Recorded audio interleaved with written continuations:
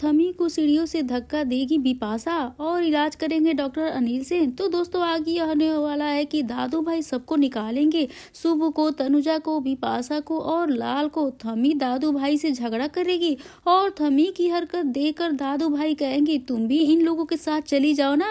और थमी को तनुजा और बिपाशा कहेंगी कोई बात नहीं, आप भी हमारे साथ चलिए और आप हमारे साथ रहिएगा, हम आपकी देखभाल करेंगे। तो थमी इन लोगों के साथ बोस हाउस तो छोड़कर जाती है। दोस्तों ऐसा कुछ दिन बीते जाता है, तनुजा और बिपाशा के साथ उनके असली रंग बाद में दिखने चालू होते हैं। शुरू कर देते हैं अपने रंग।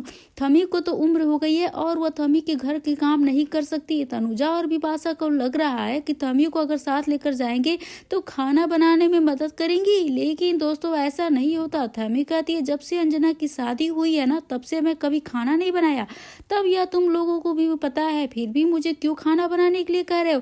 बिपाशा कहती थमी हम क्या करें, आपको नौकर तो दिख रहे हैं जो रोज आपके लिए खाना बनाएंगे और आपकी सेवा करेंगे। तो भी थमी कहती तुम लोग मेरी बहू हो और मैंने हमारे घर की शादी कराई है, तुम लोग तो यह लाए हो यहाँ पे, तो फिर तुम लोग क्यों नहीं ये सब करते हो। और तनुजा कहती है कि हम माँ खाना बना सकते हैं लेकिन आपकी सेवा तो नहीं कर सकते, और ऐसे में हम आपकी शादी में हमारी फैमिली बहुत सारे दहेज दिए हैं। बिपाशा थमी को कहती है कि आपके हाथ में कुछ भी नहीं होता और आप दादू भाई को भी अपने कंट्रोल में नहीं रख पाए और हमें सताने के लिए बोस हाउस छोड़कर हमारे साथ चली आई।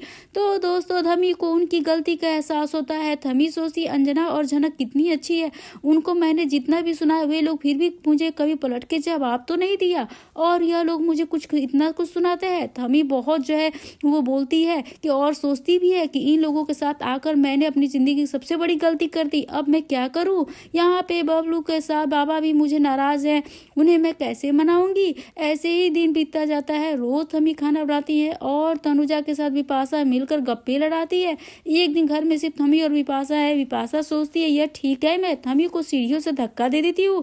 बिपाशा धक्का तो देती है, साथ में बहुत डर भी तो जाती है और पड़ोसी वालों को लाने वाली है। नसीब की खेल तो देखो दोस्तों, उस वक्त डॉक्टर अनिल सेन पड़ोसी में कुछ इमरजेंसी केस में आए थे और थनी की जो यह हालत देखकर वह बहुत ही जो है ना अस्पताल लेकर उन्हें जल्दी से जाते हैं गाड़ी में अपने, लेकिन साथ में कोई डॉक्टर नहीं जाता। डॉक्टर अनिल थमी की ठीक से इलाज कर रहे हैं और जब उन्हें होश आता है तो वो सब कुछ पूछते हैं और अनिरुद्ध को फोन कर बुलाते हैं और डॉक्टर की बात सुन के अनिरुद्ध जो है तुरंत अस्पताल आ जाता है और बिल भर के थमी को घर लेकर जाता है। थमी घर में जाकर दादू भाई के साथ सबसे माफी मांगती है और दादू भाई से कहती है कि देखा गलत आदमी का साथ देने से तुम खुद अपने साथ कभी तुम्हारे साथ अच्छा तो हो ही नहीं सकता है।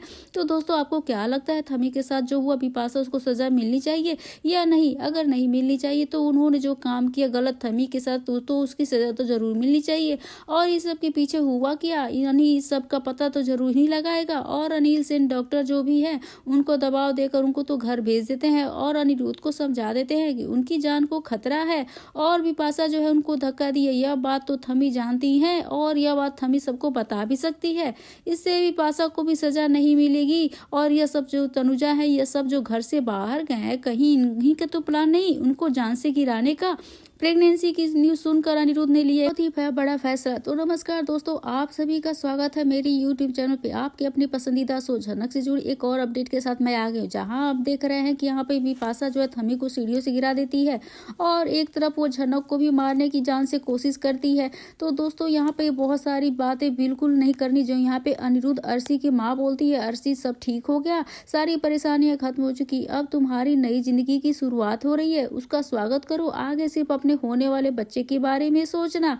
अर्शी की प्रेगनेंसी का सच जानने के बाद अनिरुद्ध लेगा बहुत ही बड़ा फैसला। जी हाँ दोस्तों, यहाँ पे आगे देखेंगे कि अनिरुद्ध को अगर पता चलता है कि अर्शी उसके बच्चे की माँ बनने वाली है तो अनिरुद्ध को बहुत ही बड़ा झटका लगने वाला है। लेकिन अनिरुद्ध को समझ जाता है कि अब और झनक हम एक नहीं हो सकते हैं, क्योंकि अब उसकी जरूरत झनक से ज्यादा अर्शी को है, क्योंकि अर्शी अपने बच्चे को अकेले नहीं पा सकती है और अर्शी को अनिरुद्ध के साथ की जरूरत है।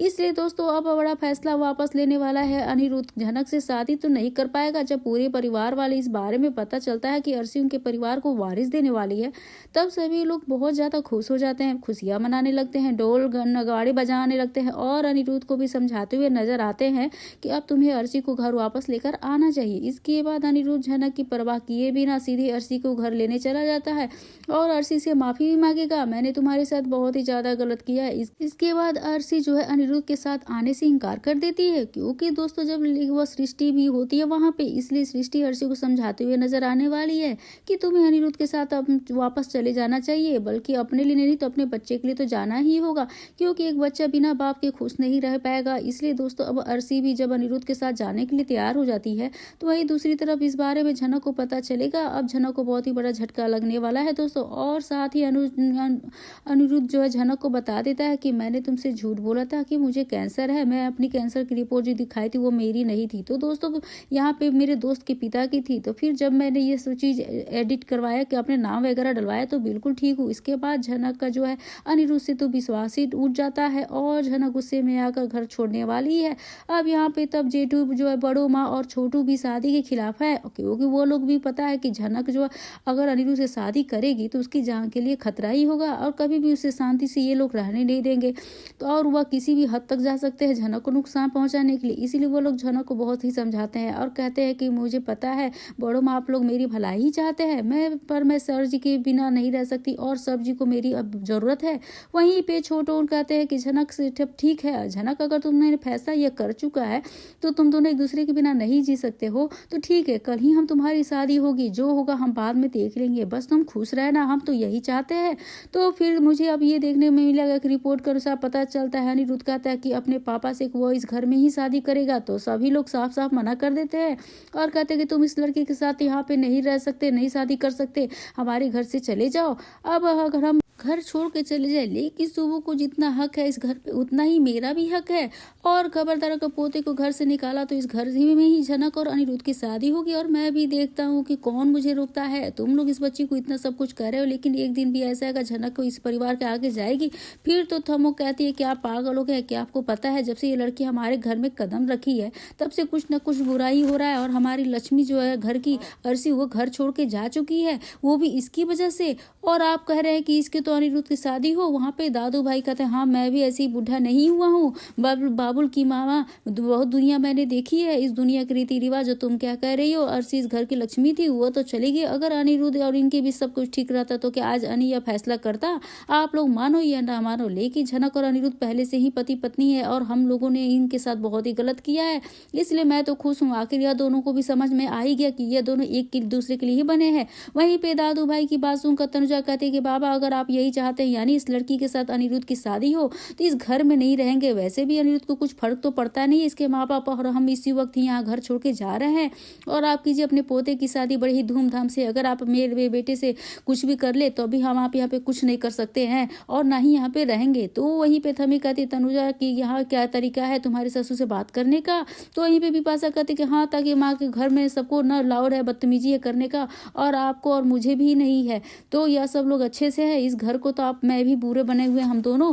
और यहाँ पे बड़ो माँ कहते बिपाशा तुम क्यों बीच में बोल रही हो, तुम्हें किसी ने कुछ कहा क्या, तो बिपाशा कहते मुझे पता है मुझे भी सुनाने को मिलेगा और मैं भी फैसला कर चुकी हूँ, मैं भी अब इस घर में बेइज्जती बर्दाश्त नहीं करूंगी, इस छत के नीचे रह पाऊंगी, क्या पता आज वो अर्शी के अन्य अनिरुद्ध से छीन लिया और आगे जाकर लाल को मुझसे छीन लेगी तब मैं क्या ही करूंगी। यह सुनकर जो बड़ो माँ जाकर बिपाशा को एक थप्पड़ लगाती है तो वो सभी देख के चौंक जाते हैं। तो वहीं पे झनक सोचती है कि सब कुछ मेरी वजह से ही तो हो रहा है, मैं क्या करूं, यह कहकर वो बहुत ही रोती है और अनिरुद्ध उसे गले लगाता है और झनक को समझाता है कि ठीक है। दादू अनिरुद्ध के दादू भाई बोस हाउस से निकाल देते हैं तनुजा बिपाशा लाल और थमी बोस को। बोस हाउस से बहुत ही अन्याय हो रहा है, सब कुछ दादू भाई देख रहे हैं फिर भी चुप चुप है, रोज बाबू अंजना और छोटा को अपमान किया जाता है, नतीजा यह चाहे जो भी हो अब भाई वहाँ पे दादू भाई चुप नहीं है, ताकि दादू भाई कितने भी समझा चुके हैं फिर भी दादू भाई चुप है। दोस्तों अब दादू भाई का सब्र का बार टूट चुका है और वह परिवार को एक रखने के लिए लिए कितना भी बर्दाश्त करेंगे, दादू भाई सबके सामने आते हैं। आज से इस अंजना जो है इस घर की बहू है, किसी को अगर प्रॉब्लम है तो वो इस घर को छोड़ के जा सकता है।